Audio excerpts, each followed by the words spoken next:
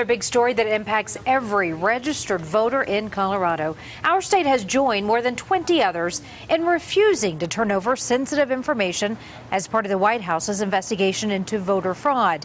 In addition to names and addresses, the White House wants Social Security numbers and voting history for the last 10 years. Stan Bush talked with the Secretary of State's office in Denver. And Stan, some of the information is already public, but obviously not all of it.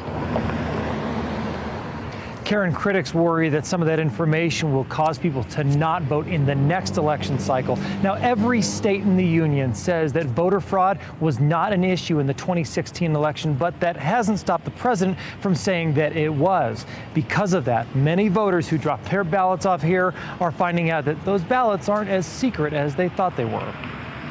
Secretary of State Wayne Williams says it's not even a choice for Colorado to fully comply with the Trump administration's request for voter data. My office is going to protect the confidentiality of things that are confidential under state law. Earlier this week, state secretaries in all 50 states and D.C. were sent a letter from the chair of the president's Voter Fraud Commission, Kansas Secretary of State Chris Kobach.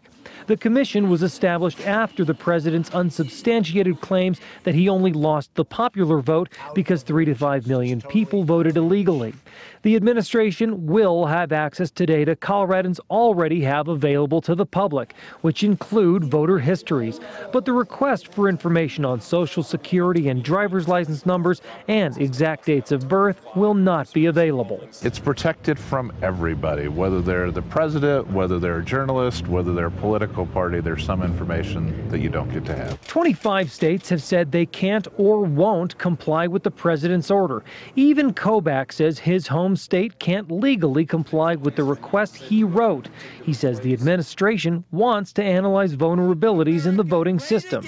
Virginia Democrat Terry McAuliffe says there's more to it. We will not let Donald Trump and his right-wing extremists use this as some covert plan to get data to make it harder for people to vote. We won't stand for it. Now, the issue here is not just partisan politics. Many of the states with the strongestly worded refusals of the president's request, they're Republican-controlled.